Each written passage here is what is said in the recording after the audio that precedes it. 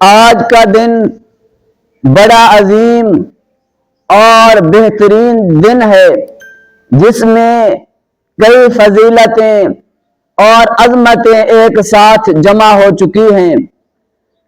دو مبارک زمانوں کی فضیلت، ایک طرف رمضان المبارک کی فضیلت اور دوسری طرف جمعۃ المبارک کی فضیلت، یہ دو فضیلتیں آج کے دن میں جمع ہو چکی ہیں۔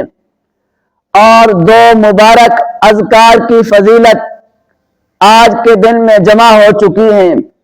ایک طرف حضور علیہ السلام پر درود شریف کی کثرت اور دوسری طرف قرآن کریم کی کثرت، یہ دو فضیلتیں اس دن میں جمع ہو چکی ہیں۔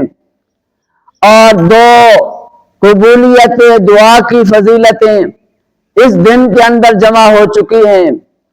ایک طرف افطار کے وقت کی قبولیت دعا کی فضیلت اور دوسری طرف جمعۃ المبارک کے آخری لمحات کے دعا کی قبولیت کی فضیلت، یہ دو فضیلتیں بھی اس دن کے اندر جمع ہو چکی ہیں۔